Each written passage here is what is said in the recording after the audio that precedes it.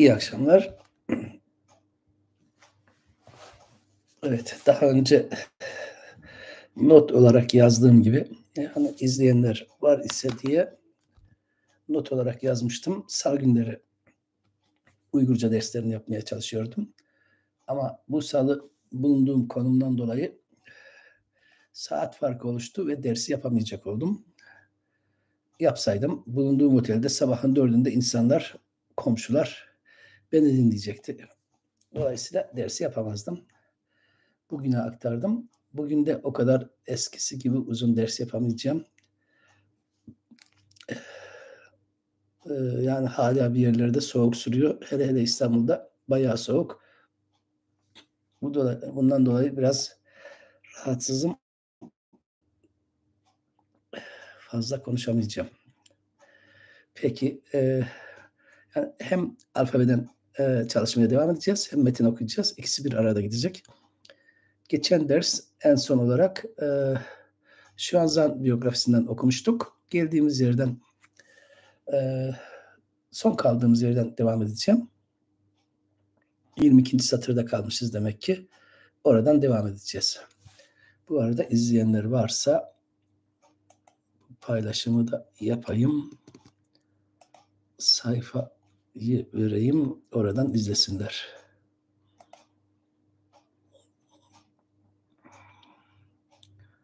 Şuradan nereden? Evet, şuraya bir yerlere koymam gerekiyor.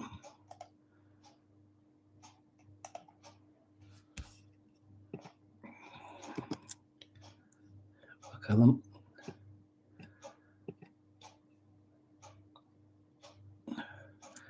Bu arada ders saatini 9.30 olarak düşünen varsa onlar da haberdar olur diye 1-2 dakika geçmesini istiyorum. Şöyle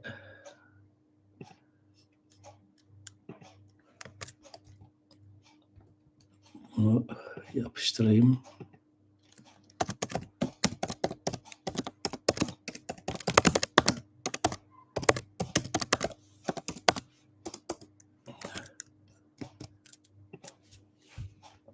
Bakalım. Tamam.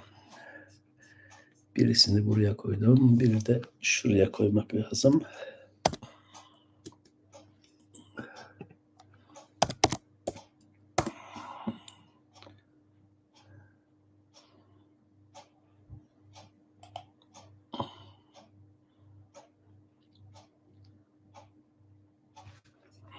Yeni metin, yeni haber diye koymam gerekiyor herhalde. Gönder yayımla.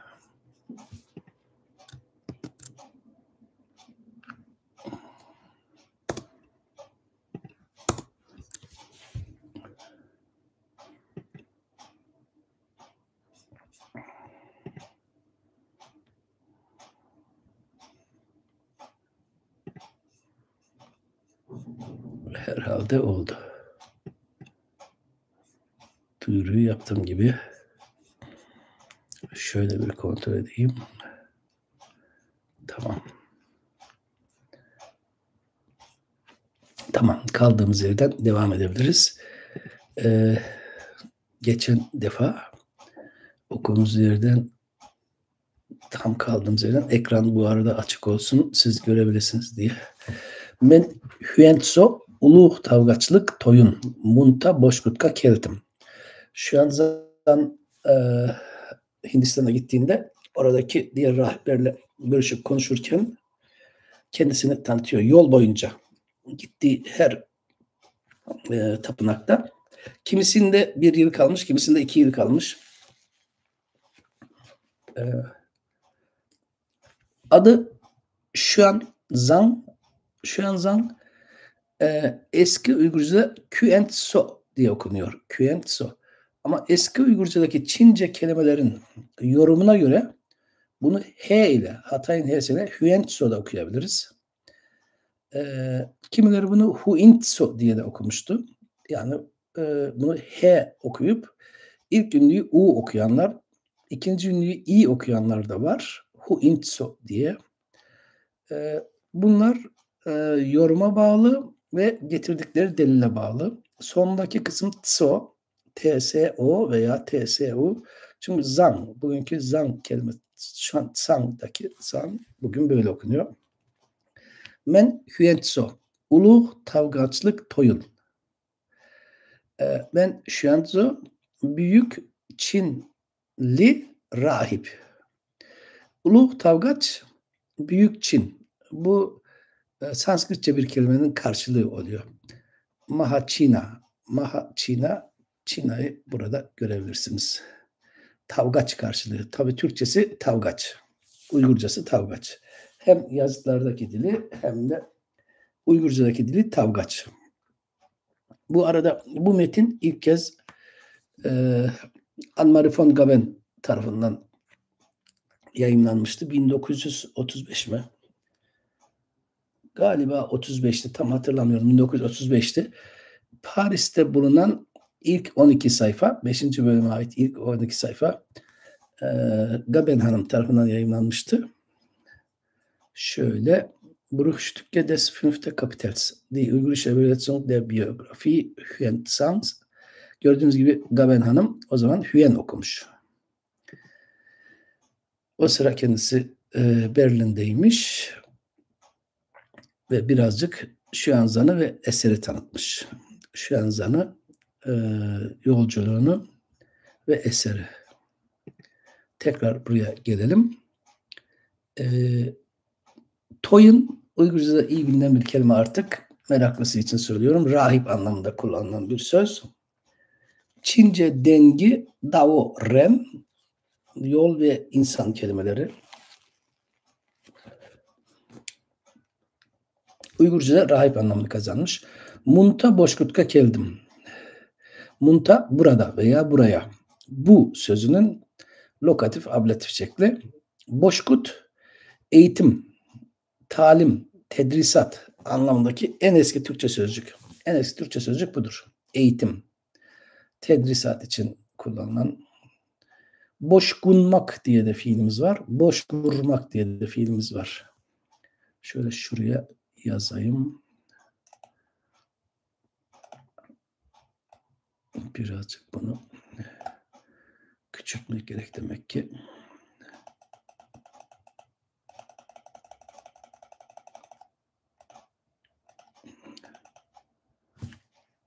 Boş vurmak. Bu demek ki büyük olmuş. Daha da küçültebiliriz. Boş kurmak öğretmek, akıl vermek, talim ettirmek. Boş kurmak bunun dönüşlülük şekli. Boş kurmak öğrenmek. Boşkut öğrenme, talim etme, eğitim alma, eğitim. Eğitim anlamındaki en eski Türkçe söz.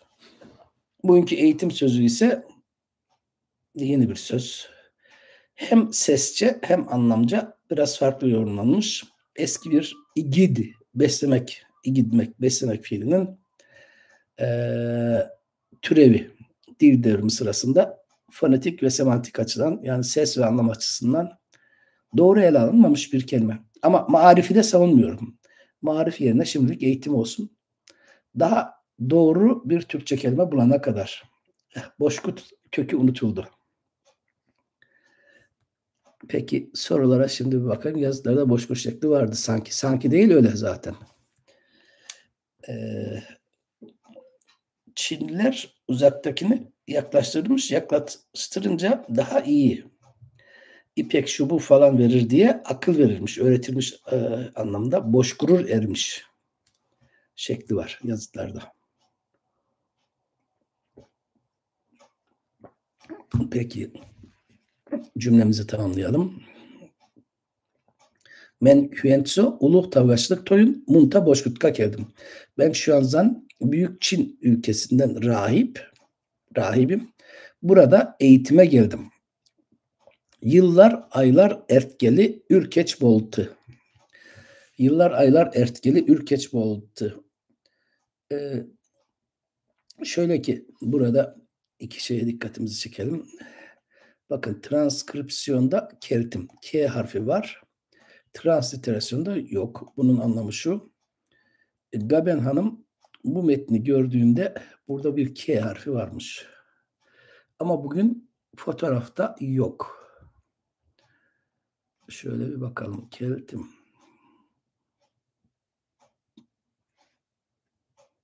Bu metin miydi? Doğru metin mi koydum?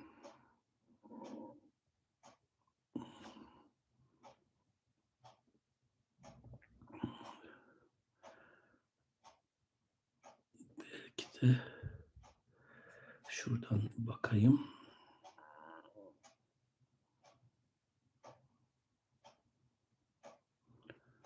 Evin teki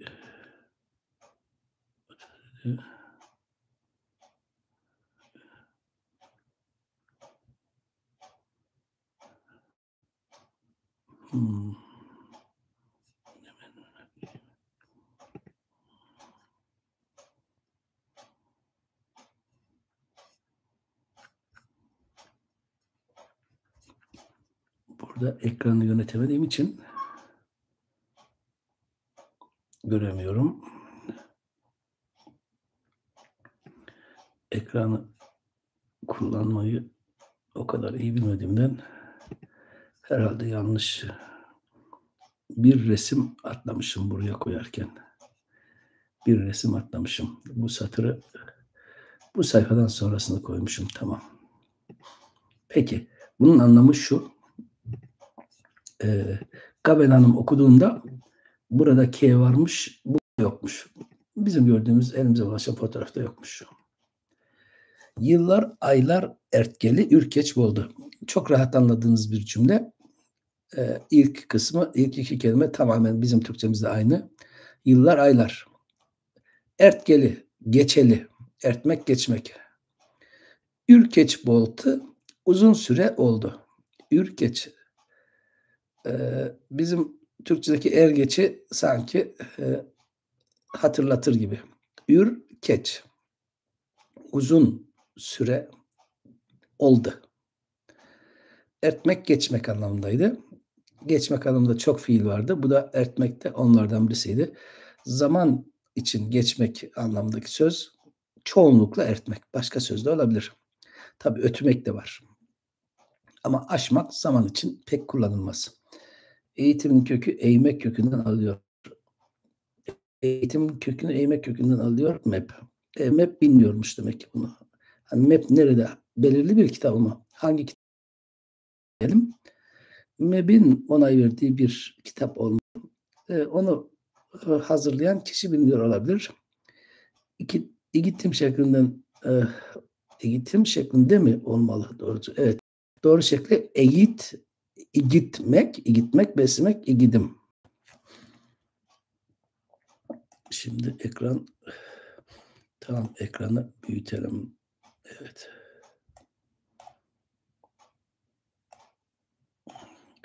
Bu tür derslere ilk dersler çok heves ile çok katılım olur. Sonra azalır.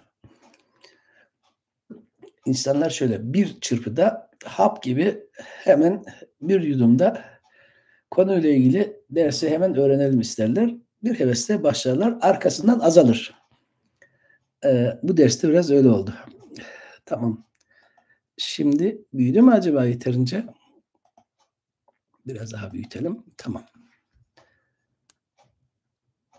37. Şurası. Bunu da büyütelim. Bu da büyüsün. Tamam.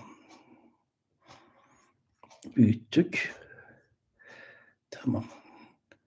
Amtı öz oluşumka yanturu barguluk tapım ol. Şöyle bu cümle. Amtı öz oluşumka yanturu barguluk tapım ol. Amtıyı çözmeye, konuşmaya gerek yok. Artık herkes bilir. Biraz Türkçe ile ilgili Türkologlar bilir. Amtı bugünkü şimdi sözcüğünün içerisindeki imdi kısmı değil mi? İmdi. Şimdinin imdi parçası. Şimdideki şey ise oş gösterme zamiri. Öz oluşumka. Öz evet kendi yerine geçiyor. Uluş ülke. Öz oluşumka. Kendi ülkeme. Yanturu. Tekrar dönerek. Yanmak fiilinden değil mi? Yanmak, dönmekti. Yan turu. Dönüp, dönerek barguluk tapım ol. Barguluk. Guluk aslında birleşik bir eki. Bu fiilden isim yapma ya da isim. İsim fiil eki. Mame gibi. Bizim Türkçedeki mame gibi. Bargu. Gitme. Luk da isimden isim yapma. Gitmelik. Yani gitme. Gidiş, gitme. Tap ise istek, arzu anlamındaki bir sözcüktür. Başka tapın anlamları nelermiş? Bakalım.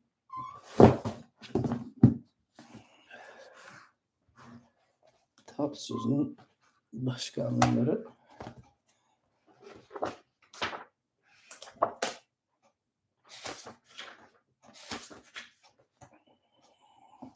Tap. İstek, tutku, zevk anlamı da varmış. Zevk, öğreti, kanaat anlamında ama metinlerde tek tek bakılıp bulunabilir. Tapım ol. İsteğimdir.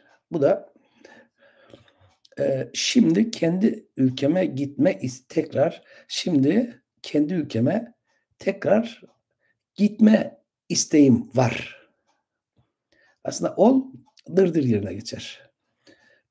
Ol bizim dırdırı denk gelir. O halde şimdi kendi ülkeme tekrar gitme isteğim var. Burada anlaşılmayan bir şey yok herhalde. Varsa söyleyin lütfen. Bakayım sonra. Evet, teşekkürler. En baştan beri buradasınız. Sağ olun.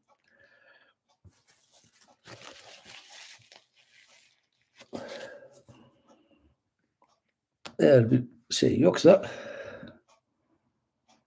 tapım bir lehçede yapmaydı.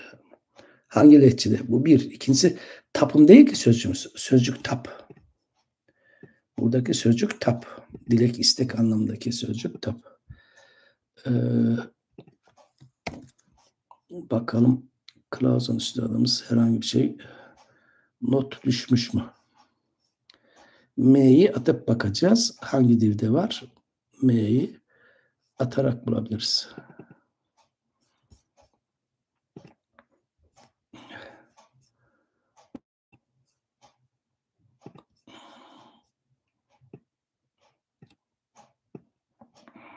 Tap.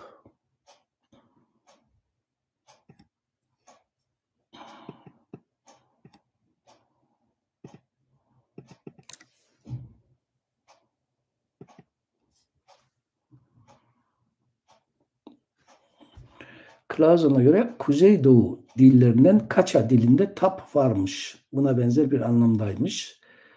Altayca'nın Teleüt kolunda da tap bile, istek ile, tapın çakıl, isteğine göre davran varmış. Tuvaca'da varmış. Bu o halde Sibirya, Güney Sibirya dillerinde saklanmış. Güney Sibirya Türk dillerinde bu tap varmış. Nehcül Feradis'e kadar devam edermiş Clausen'a göre. Ondan sonra kaybolmuş. Divan-ı Lügatürk'te, Kutadüvilik'te görülürmüş. Anonim tefsir adı verdiğimiz tefsirde varmış. Oguzkan destanında varmış. Başka? Atabetül Hakaik'te varmış. Tabii ki Uygurca metinlerde var. Tap ile ilgili bilgilerimiz buymuş. Şimdi kayboldu. Şöyle. Ol nemen ötkey mu men.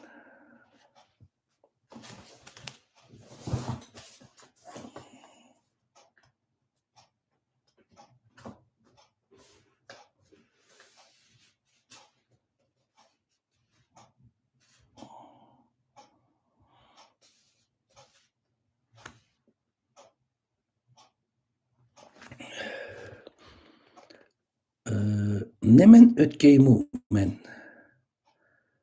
Nemen nasıl, ne şekilde gibi bir anlamı var. Nasıl, ne şekilde. Yine sözcüklere bakalım. Ben iki anlam bilirim. Sözcükler üç anlam verebilir. Bunun için her zaman sözlüğe bakmak gerekir. Dilcilik, dil bilimi kibir işi değildir. Haniya, ne demekmiş? Haniya, ne demekmiş? Peki, ne şekilde geçeceğim, gideceğim mi ben? Neme kelimesinin ne ile enstrümantal şekli olacak bu. Ötmek, geçmek, gitmek, mu soru eki. Ben nasıl gideceğim? Seyahatim nasıl olacak? Aslında bunu merak ediyor. Yola çıkacak, bunu merak ediyor. Şimdi galiba şu bölümün şeyi olacak. Metni olacak. Bakalım şimdi siz neleri görüyorsunuz? Görüyorsunuz. Tamam. Bu yeni sayfaya geçmiş oluyorum. Yeni sayfada şu sağ taraftaki Şuanzan'dır. Bu Chang'an yani Xi'an şehrindeki onun çalıştığı tapınağın önünde bir heykel. Arkada Kazlar Pagodası dedikleri pagoda diyorlar. Yani kule.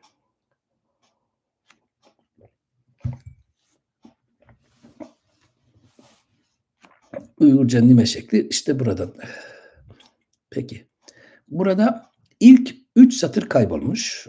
Elimizde sadece 4. satırdan men varmış. Bugün o men de görülmüyormuş.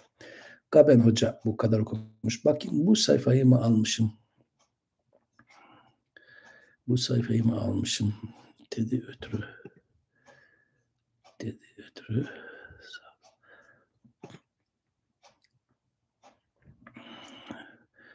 Nigrante Köreğin Tebir Aktaş. Tamam, evet. Şimdi burada görebilirsiniz. Şöyle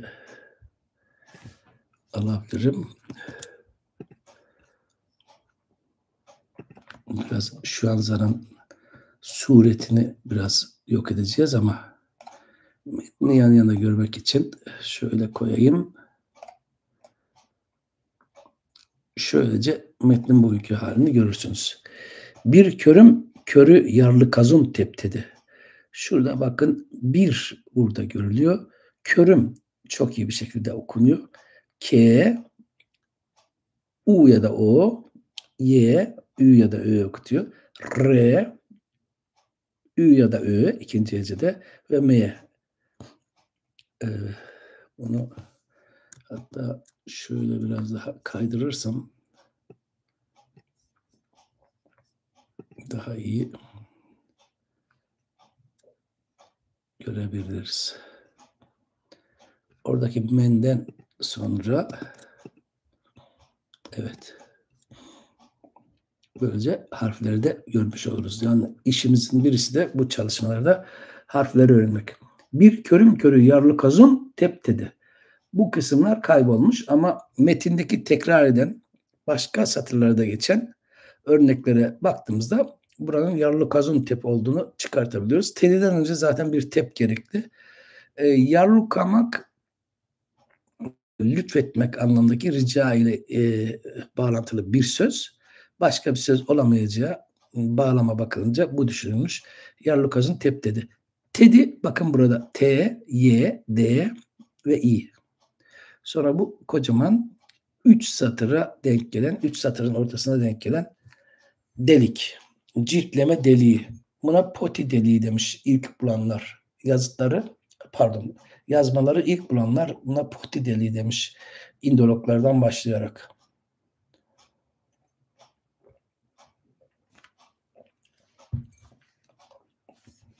Peki. Ötrü Nigrante köreğin tep bir ak taş koltu. Yukarısı. Bir körüm körü yarlı kazın tep dedi. Bir fal görme lütfunda bulunsun dedi. Yani fala bir baksın dedi. Şu yukarıları bilmiyoruz. O yüzden özne nesne biraz karışıyor. Ötrü Nigrante köreğin tep bir ak taş koltu. ötürü Nigrante köreğin tep bir aktaş koltu. Demek ki o Nigrante'den bu istenmiş. Şuradan bakalım neyimiz var burada. Tep dedi. Sonra şurada şu kısımda işte Nigrante'nin K ile başlayan kısmı. Bu yazıda, bu transkripsiyon sisteminde bizim E harfimiz kapalı E'dir ve İ ile yazılır. Umlaut E yani iki noktalı E ise açık E'dir. Elif harfiyle yazılır. Demek ki şu E harfini gördüğünüzde her zaman bu sistemde Y harfi yazıldığı aklımızda olacak. O halde buraya bakarsak en sonda İ harfi var, T harfi var, N ya da Elif var. Değil mi? N ya da Elif var. Sonra yine bir N ya da Elif var. İşte o Nigrante'nin rantesiymiş. Şurada da bir R kaybolmuş. Köreğin kısmı kaybolmuş. Tep bir aktaş koltu. Tep kısmının T'si biraz yarım deyip bir B, Y, R. Tabii bunu B ya da P iki türlü de kuruz. Y burada olduğu için ünlü olacak. G de olabilir. Ve R. Bır da olur, bir de olur. Bır diye bir kelimemiz yok. O halde bunu bir okuyacağız. Ak. İki tane elif ve bir Q. Noktalı Q. Çok net. Ak yani beyaz kelimesi.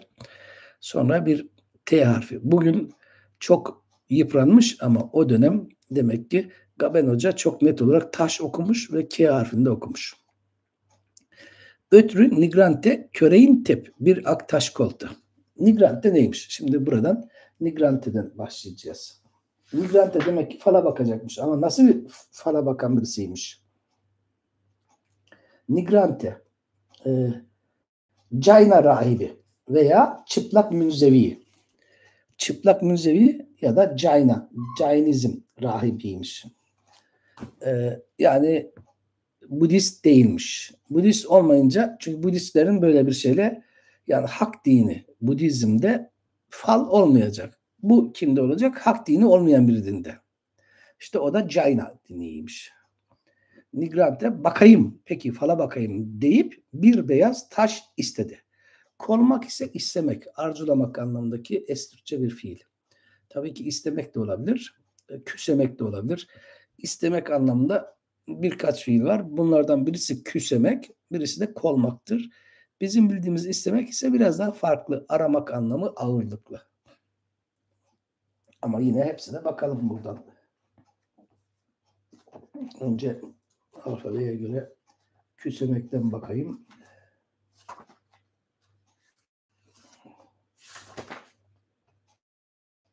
Küsemek, istemek, arzu etmek, çabalamak.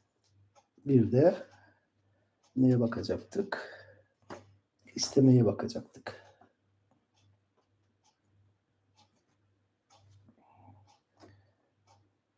İstemek, aramak. Dediğim gibi birinci anlamı aramak. Sonraki anlamları istemek, talep etmek. Kolguçu, dilenci. Kolguçu. Kolguçu hangi metinde geçiyor? Lütfen kontrol edin. Tam olarak böyle mi? Bunu bir bulun. Bu kolguçuyu bulun. Var mı? Bakayım. Benim elimdeki sözlükte de var mı kolguçu?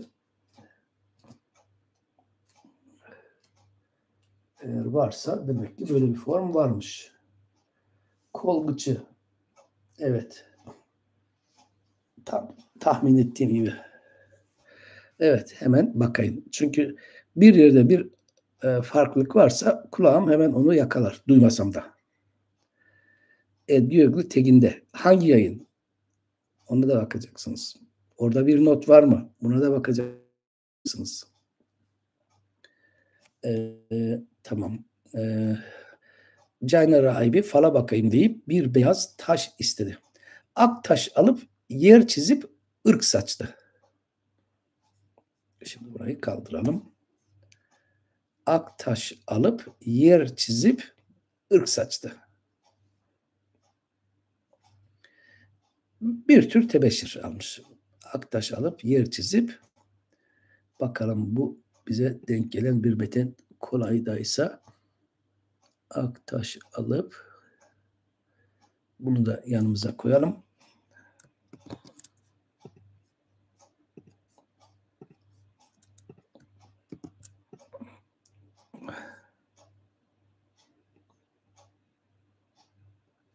Şöyle açalım.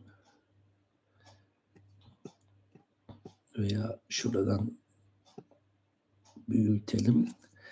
Aktaş derken A harfi biraz zedelenmiş, K'sı belli. Taş derken T biraz zedelenmiş, A'sı var, S'si var ya da Ş'si. Alıp 1, 2 tane elif yani A, bir lam, bir Y, bir P. Alıp çok güzel okunaklı. Yer, 2 tane Y harfi, sonra R harfi yani yir diye yazılıyor. Burada da transliterasyonumuzda görelim. Yir diye yazılıyor ama biz yorumlayıp kapalı E ile okuyoruz değil mi? Çizmekteki Ç ve Y çok net bugün görülüyor. Z yarım görülüyor. İşte burada transliterasyondaki işimiz bu. Ç ve Y net görülüyor. Z ise yarım görülüyor. Yarım görüldüğü için onu italik yazıyoruz. Bakayım bir sizin orada ekranda bu iyi görülüyor mu? Tamam. Ekranda iyi görülüyormuş. Peki. Yani burada transliterasyonda her harfi tam göstermek zorundayız. Akın A'sı iyi görünmüyormuş. Hiç görünmüyormuş. Q 2 noktalıymış. O yüzden 2 nokta. Bakın koltkuçuymuş. Değil mi? Çünkü bir şey varsa, bir arıza varsa kulağım onu yakalar. %99 yakalar. %1 kaçırır.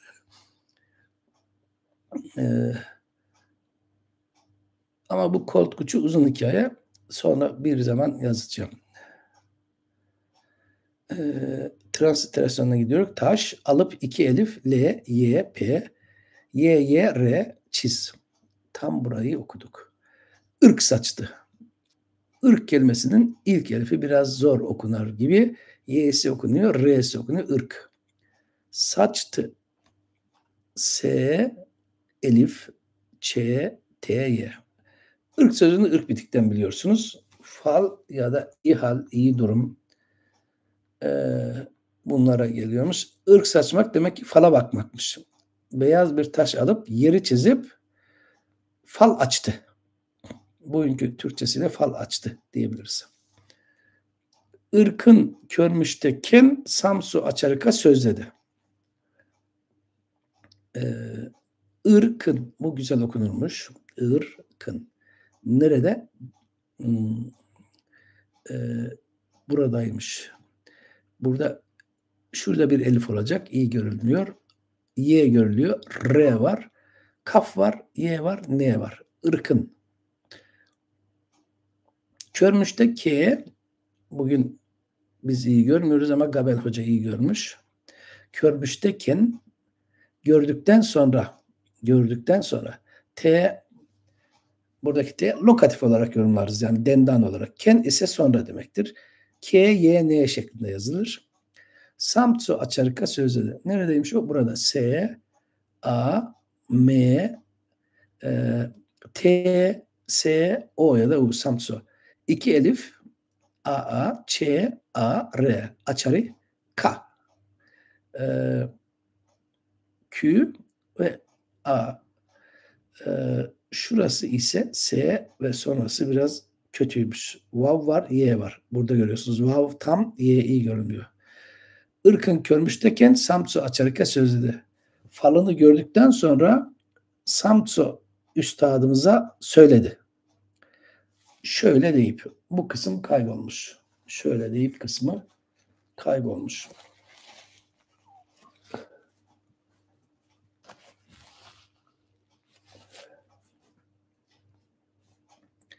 Açarı munta tursar siz kamakta edgü közünür. Siz buraları iyi görebildiniz mi? Önce bir bunu kontrol edeyim.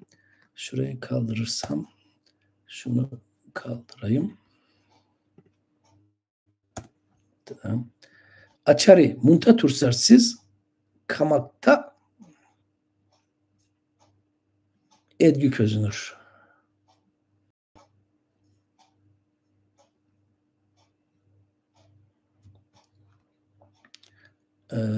Tekrar okuyup tercüme edeceğim. Munta tursar siz. Burada durursanız, burada durur iseniz kamakta her şeyden her şeyden iyi görünür. Her şeyden iyi görünür. Bu harfiyen çeviri.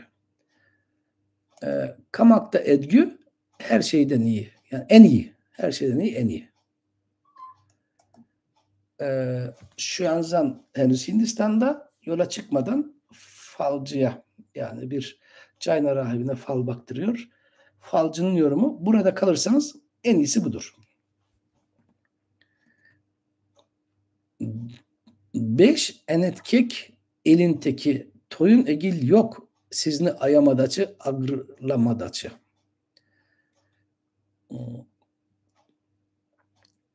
5 enetkek eli. Hindistan'a 5 enetkek ili demişler o dönem. 5 enetkek, 5 Hindistan gibi oluyor. Enetkek Hindistan anlamındaki Soğutça bir sözcük. Burada aradığımız kelimelere bakalım. Hint kelimesinin n'si, Hint kelimesinin t'si. O zaman demek ki entkek. Bu Soğutça formu. Galiba Moğolca'da da vardı bu sözcük. Moğolca'da geçmişti. Şu anki Moğolca şeklini hatırlamıyorum. Elinteki ülkesindeki toyunu biliyorsunuz, rahip. Egil ise rahip olmayan, yani sıradan insan.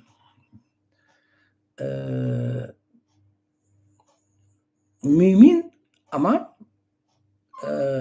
bir dine bağlı olan mümin ama o dinin din adamı değil. Yani hem rahipler hem müminler arasında yoktur ki siz ni akuzatif eki.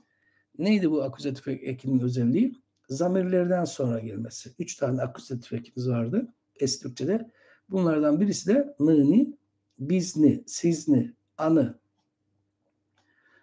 mını. Bunların hepsi zamirlere gelen akuzatif ekiydi. Ayamak ise saygı göstermek, saymak, hürmet etmek. Bugün gitti bu kelime. Bakın, saymak kelimesi yenilerde var. Hürmet etmek, Arapça, Türkçe. Ayamak yok. Ağırlamak bugün var ama. Ağırlamak. Özellikle misafir ağırlamak deyiminde. Rahip olsun, müminler arasında olsun ki sizi saymayacak, ağırlamayacak, barça bir yanlık sizi ağırlamayacak yoktur. Barça bir yanlık ayagaylar, agırlagaylar. Hepsi bir şekilde, aynı şekilde, aynı tarzda saygı gösterecekler, hürmet edecekler. Ağırlamak, ayamak, saygı göstermek, hürmet etmek. Gay, Uygurca'da yaygın olan gelecek zamandaki, değil mi? Hani yazıtlarda daçı deçi vardı. Uygurca'da bunun yerine gay alıyordu. Daçı deçi de sıfat fiileki olarak sürüyordu. Başka ne var? Egil ilk kez Uygur yazıtlarında görülür. En eski olarak Moğolistan'daki Uygur yazıtlarında. Bunun için ben çok ayrıntılı yazdım. Şu okunmayan kitabımda Uygur Hakanlı Yazıtları diye bir kitabım var. Orada o açıklamalı ilk yayındır. Uygur yazıtlarının tamamını ele alan, hem Soğutça, hem Çince, hem Türkçe yazılmış çok dilli yazıtları da aldım. Moyunçor, Tas, Taryat, Süci, bunların hepsini aldım. Orada Egil kelimesine ayrıntılı yer verdim. Çok oldu onu hazırlayalı. 14 yıl önce hazırlamıştım. Önce Çin'de basılacaktı, basılmadı. Yani basılmama sebebi oradaki yönetim, o anki yönetimle, Çin'de ilgili değil, o anki çalıştığım fakültedeki yönetimle ilgili bir konu oldu. Sonra burada Türkçe ile ilgili bir kuruma verdim. Onlar da basmadı, iptal etti. Bu yüzden hazırladıktan neredeyse 10 yıl sonra bastırabildim. Orada bakarsanız Egil kelimesinin tarihini bulabilirsiniz. Yani Egil Türkçe'de ladini anlamda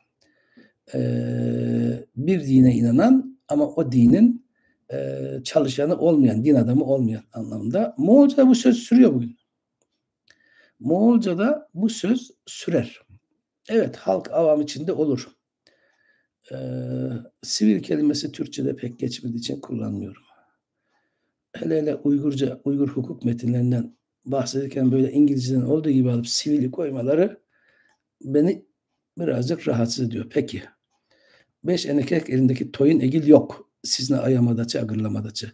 5 Hint ülkesinde rahip de mümin de yoktur ki sizi saymasın, hürmet etmesin. Hepsi bir tarzda sayarlar, sayacaklar ve hürmet edecekler. Bu bir yanlıktaki yan da Çince bir kelimedir. Bugünkü bazı Türk dillerinde sürer. Eski Uygurca'da birden fazla formu var yanlık, yan kelimesinin. Başka burada söyleyeceğim bir kelime var mı? Barça bugün Türk dillerinde de sürer. Bütün hep anlamdaki bir kelimedir. Bar ve çağdan oluşur. Buradan bakalım Edgü Közünür. Buradan şöyle bir parçacık alıp evet Çağataycılar öyle der. Onun için onlara sorup konuşabilirsiniz. Şöyle bunu birazcık önce parça parça kaydırarak yapalım. Edgü.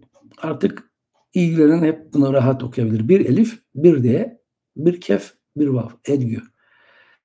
Közünür. K, o ya da u, y, ikisi birlikte ö ya da ü, sonra bir z. Z'den sonra birleşme olmayacak. Yani harf birleşemez kendinden sonra gelene. Birleşseydi nun'a dönüşürdü.